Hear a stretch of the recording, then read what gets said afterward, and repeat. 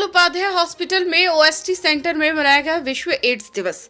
वाराणसी में पंडित दीनदयाल उपाध्याय राजकीय अस्पताल में ओएसटी केंद्र में मनाया गया विश्व एड्स दिवस, जिसमें नोडल ऑफिसर चिकित्सा अधीक्षक डॉक्टर प्रेम प्रकाश द्वारा बताया गया कि एड्स किन कारणों से होता है तथा इनका बचाव कैसे करें। उन्होंने बताया कि गलत यौन संबंध, संक्रमित रक्त चढ़ाने तथा एक इंजेक्शन से 2 आदमियों को लगाने से होता है। एड्स ओएसटी सेंटर के परामर्शदाता श्री प्रेम प्रकाश जी के द्वारा बताया गया कि एड्स से कैसे बचे। नशा लेने वाले कई मरीज उपस्थित थे, उनको भी एड्स के बारे में सजग किया गया। एड्स दिवस में मुख्य अतिथि के रूप में डॉक्टर प्रेम प्रकाश तथा मेडिकल अफसर प्रशांत वैभव तथा एएनएम व डाटा मैनेजर संत राम यादव आदि लोग सम्मिलित थे। यहां पर आए मरीजों को मिठाई तथा बिस्किट भी वितरित किया गया। सर, पहले आप अपना परिचय बताएं। मैं डॉक्टर प्रेम प्रकाश हूँ और इस अस्पताल में मैं एज ए कंसल्टेंट सर्जन और मेडिकल सुपरिटेंडेंट के पद पे कार्यरत हूँ। ओएसटी का नोडल ऑफिसर। जैसा कि आज विश्व का मैं नोडल ऑफिसर भी हूँ मैं। जी। जैसा कि आज विश्व एड्स दिवस है, इसके बारे में क्या कहना चाहेंगे आप? लोगों को क्या सलाह देना चाहेंगे? देखिए, एड्स की एक फुल फॉर्म देखा जाए तो एक्वायर्ड इम्यूनो डिफिशियंसी सिंड्रोम ये होता है। यह एक वायरल डिजीज है जो कि रेट्रोवायरस के थ्रू होता है और इसमें क्या होता है कि हमारे शरीर की जो सुरक्षा प्रणाली है, इम्यून सिस्टम है, वो ध्वस्त हो जाती है, जिसकी वजह से विभिन्न तरह के इन्फेक्शन के लिए हम प्रोन हो जाते हैं। जो भी हमारे शरीर में जो इन्फेक्शन की जो दर होती है, जो उनकी क्या कहते हैं प्रोबेबिलिटी, वो काफ़ी हाई हो जाती है, जिसकी वजह से हम बीमार पड़ते हैं। और जब बीमार पड़ते हैं तो फिर हमको रिकवर करने में भी काफ़ी लंबा समय लगता है अपेक्षाकृत सामान्य व्यक्तियों के लिए। यह कोई ऐसी बीमारी नहीं है, लोगों के प्रति एक स्टिग्मा बना हुआ है कि इसके जो एड्स से या HIV से जो पीड़ित व्यक्ति होते हैं उनके प्रति एक भेदभाव की बात होती है, लेकिन बिल्कुल ये गलत कॉन्सेप्ट है। मेरा मानना है वो भी हमारे ही बीच के लोग हैं। एक जैसे हमें कोई बीमारी हो जाती है तो हम समाज से अलग नहीं हो जाते हैं, ठीक उसी तरीके से यदि किसी व्यक्ति को HIV की बीमारी हो गए तो उसको हमें समाज से अलग नहीं रखना है, उसको हृदय से लगाना है। उसका भी वही समाज में स्थान है जो कि एक आम नागरिक का होता है और उसके साथ हम लोग को व्यवहार करना चाहिए। डॉक्टर साहब, किन कारणों से होता है एड्स? किन कारणों से होता है, कैसे होता है, इसको हमको बताएं।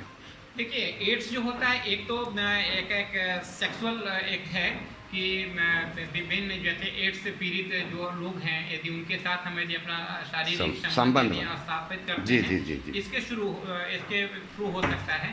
दूसरी चीज है कि यदि हम कोई संक्रमित व्यक्ति है उसका ब्लड यदि हम यदि चढ़ा लेते हैं, ब्लड ट्रांसफ्यूजन के थ्रू हो सकता है। लेकिन बहुत सारी भ्रांतियां हैं, जैसे कि हाथ मिलाने से, जैसे इनको यदि सपोज कीजिए कि है इनसे मैंने हाथ मिला लिया, नहीं होगा एड्स। हाँ, तो जो हमारे अंदर का जो बॉडी फ्लूइड है, जैसे लार हुआ, जैसे हमारा सीमेन हुआ, तो ब्लड हुआ, तो ये जो बॉडी का फ्लूइड है इसके थ्रू हम इन्फेक्शन को एक दूसरे में ले जाते हैं। इंटैक्ट स्किन है, नहीं होगा।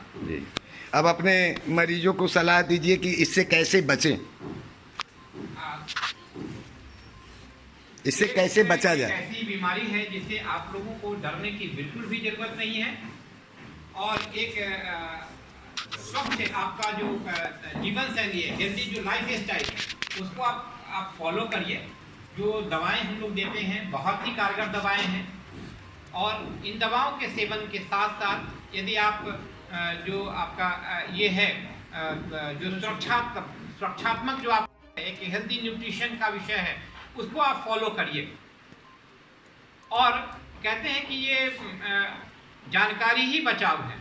आप इस चीज़ को जितने लोगों के बीच में लेकर के जाएंगे, मित्रों को, अपने संबंधियों को, लोगों को जितनी जानकारी देंगे और जागरूकता जितनी इसके प्रति आप जागृत करेंगे, उतना ही इस बीमारी के रोकथाम में हम लोगों को मदद मिलेगी। तो जानकारी ही एक बचाव है।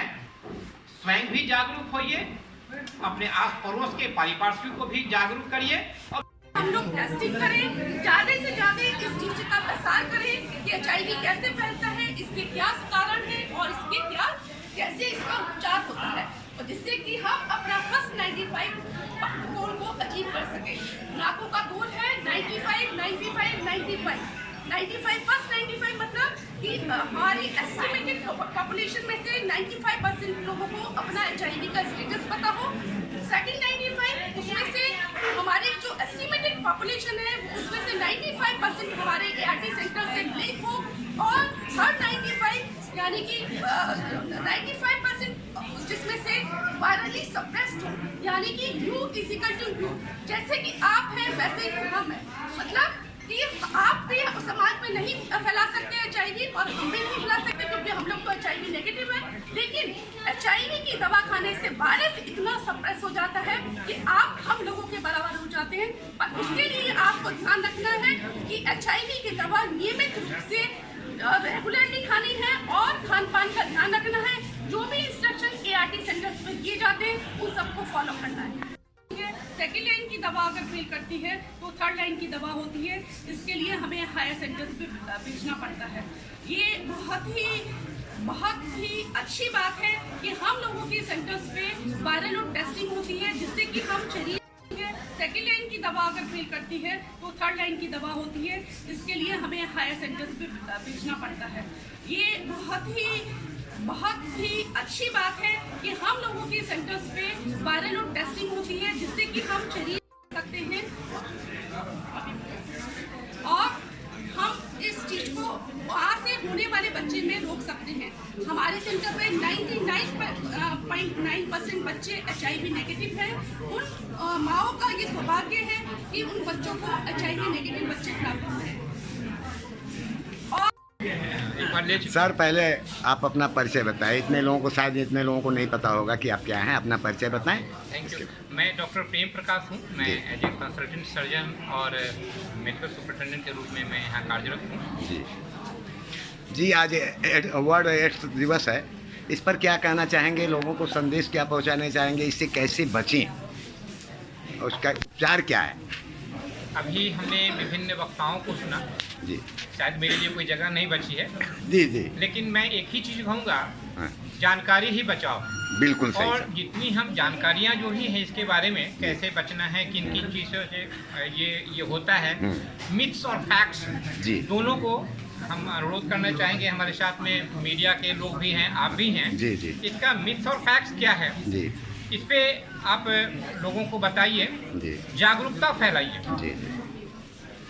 आज की तारीख में विज्ञान इतनी प्रगति कर चुका है, दवाएं इतनी इफिशिएंट दवाएं उपलब्ध हैं कि जहां तक मैं दावा करता हूं कि एक व्यक्ति आम जीवन ये जो है वो जैसे एक नॉर्मल व्यक्ति जीता है जी जी, वो उस जीवन को जी सकता है जी। इतनी कारगर दवाएं उपलब्ध हैं।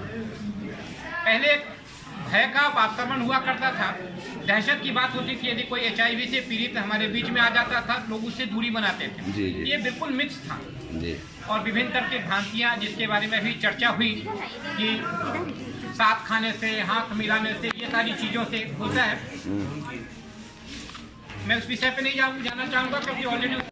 बाबा आप अपना पहले नाम बताइए और कहाँ के रहने वाले हैं बताइए। कन्हैया दुबे, रहने वाले हरहुआ क्षेत्र, जी, बाबतपुर रोड एयरपोर्ट पर पड़ता है। जी। क्या नशा लेते थे बाबा आप? इंजेक्शन लगाते थे। इंजेक्शन लगाते तो जो है आज यहाँ OST सेंटर की दवा आपको मिल रही है जी। दवा आप लोगों को खिलाई जाती है, जैसा कि और पेशेंटों ने बताया कि अपने हाथ से पीस करके जो है आपके मुंह में दिया जाता है। तो इससे क्या फ़ायदा हो रहा है? हाँ, फायदा ही फायदा है। पहले जैसे को कहते हैं फीलिंग, हाँ, फीलिंग वो सब बात नहीं, अब नहीं है। नहीं।